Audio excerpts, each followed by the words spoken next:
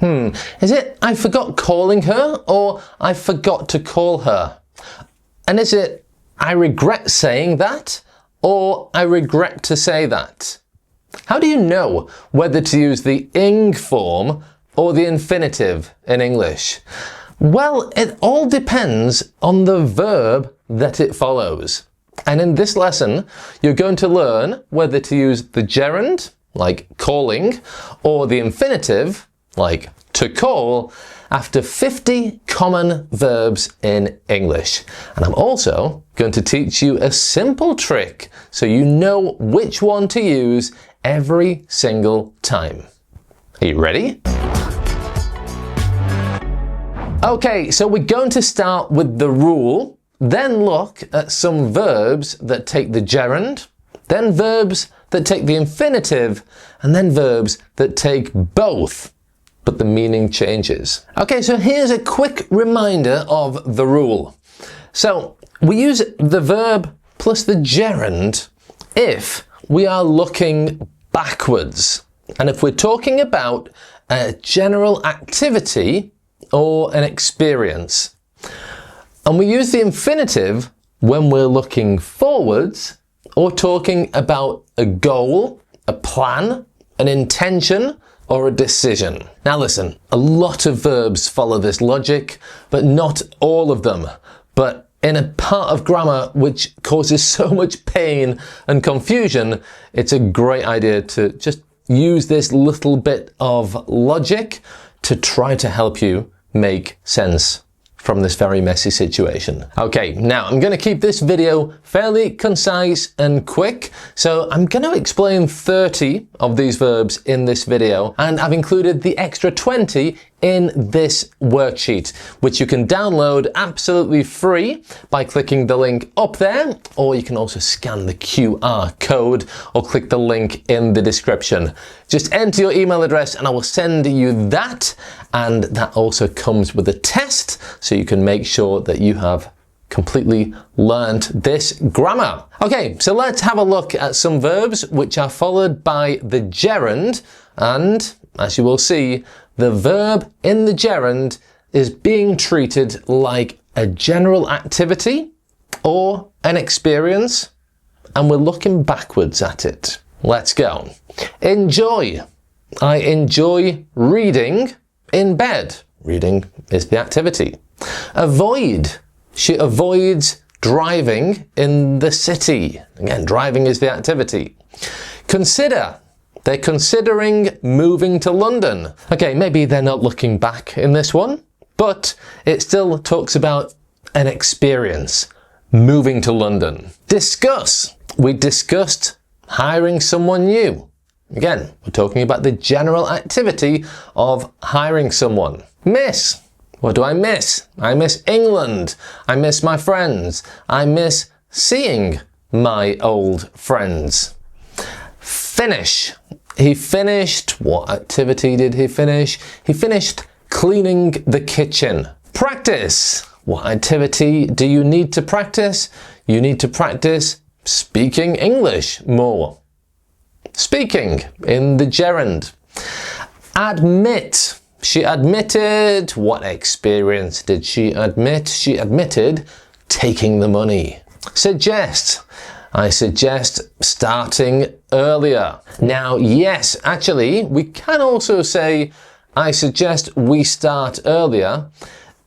Watch that video to learn how to use that structure. It's the English subjunctive, and there are lots of other ways to use the subjunctive in that video. But in this case, we can also use the gerund. I suggest starting earlier. And the last one, keep. What activity does he keep doing? He keeps interrupting me. Okay, so you can see in those situations, they follow the logic. We're talking about a general activity or experience, and we're normally looking backwards. Now let's have a look at some verbs that take the infinitive. So remember, these are usually verbs that don't look backwards, but they look forwards, and they describe a goal, an intention, a decision, or a plan. So let's have a look at some of these verbs now. And remember, if you want the full list of 50, you can download that worksheet by clicking the link in the description. Okay, so some common verbs that take the infinitive. Want. I want to leave now. Okay, this is something that I want in the future. We're looking forward here.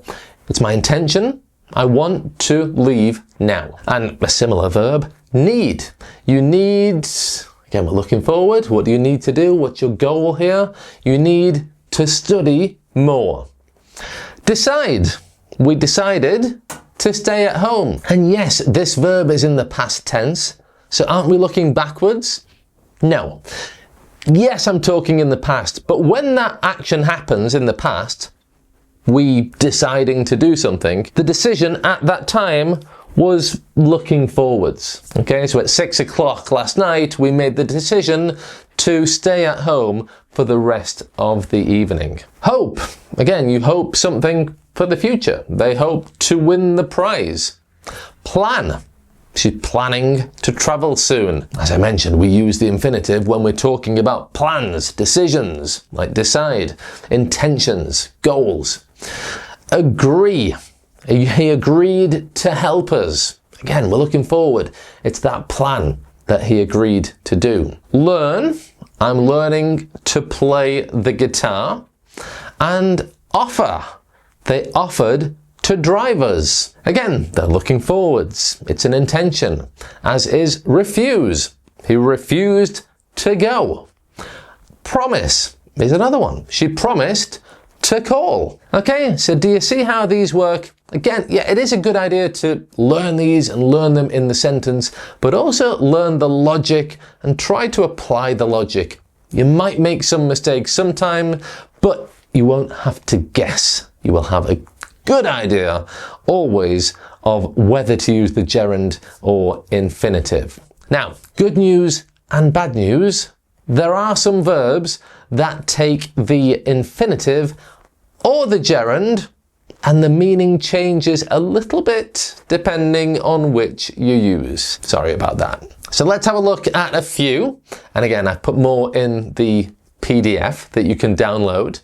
But these verbs can take both. And in fact, the two that I mentioned at the beginning of this video are in this little section. And the thing is with this, these little differences are the kind of thing you need to know if you want an internationally recognized B2 level of English. Lots and lots of jobs require this level, and my course, Brilliant B2, will help you reach that level in 12 weeks. So if you're working towards that level, I'll put a link in the description for you.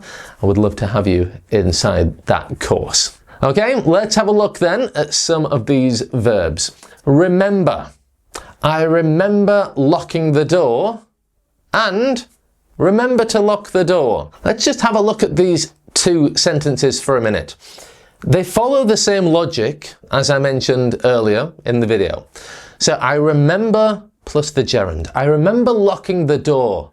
I remember that general activity. I'm looking backwards. It happened. I'm talking about the experience or the activity, and it's in my memory. However, remember to lock the door.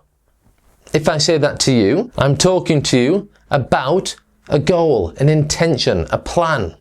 So I want you to remember to do something in the future, which is to lock the door. Do you see the difference? They both follow the logic from earlier in the video, but if you mix them up, you could be saying something completely different.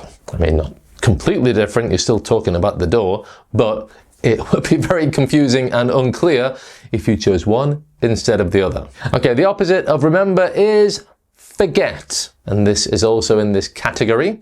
So, look at these two sentences. I'll never forget meeting you, and I'll never forget to meet you. So again, when we use the gerund, we're looking backwards and talking about an activity. I'll never forget. What experience am I talking about here? Meeting you.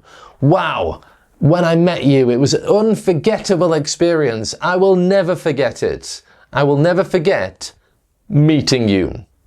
However, I'll never forget what's my intention here, what's my plan, what's my goal for the future? To meet you. Okay, I'll never forget to meet you. Every time you say, hey Greg, let's meet, okay, I promise I will not forget to meet you. Okay, here's another one which doesn't exactly fit in with what I'm saying, but it's an example that every English teacher uses. So I want to include it here. I'm talking about this. She stopped smoking, or she stopped to smoke. So the first one, yeah, she used to smoke 20 cigarettes a day, and then she stopped. Okay, she stopped that horrible activity. Good for her. She's now living a healthier life because she stopped that activity. She stopped smoking. She quit smoking. However, she stopped to smoke.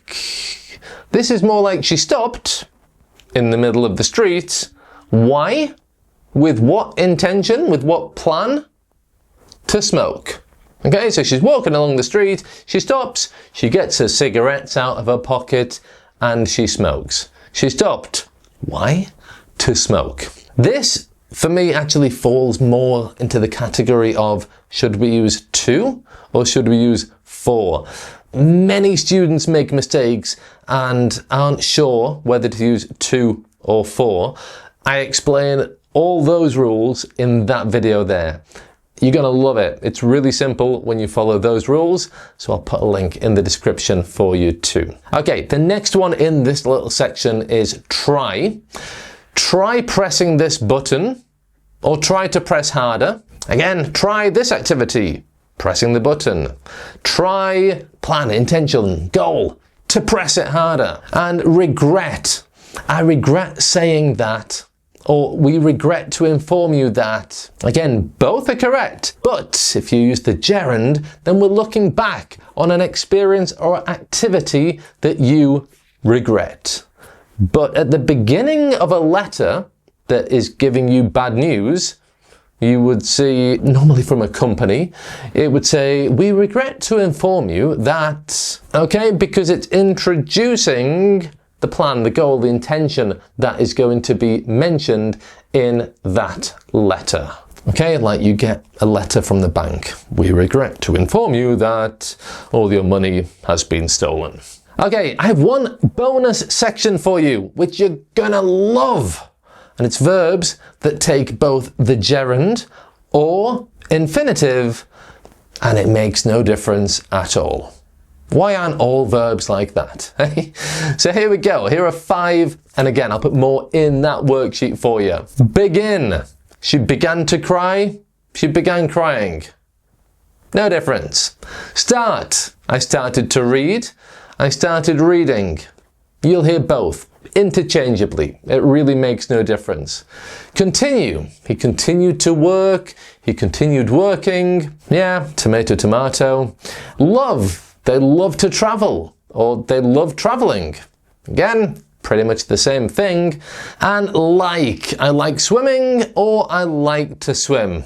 Again, normally there's not much difference in those two sentences. Sometimes there is. I'll put a link to an old video I did about the difference in the comments if you want to learn the small difference between those two sentences. Okay, I've got another great video coming for you on Friday, so subscribe so you don't miss that. For now, leave a comment using one of the verbs from this lesson, and remember to download the worksheet to get the full list of 50 everyday verbs that are followed by either the gerund or the infinitive. Now, earlier in this video, I explained the importance of knowing the difference between for and to. So watch that video to learn the rules so you never make a mistake with that. There's the worksheet. Thanks for watching, and bye for now.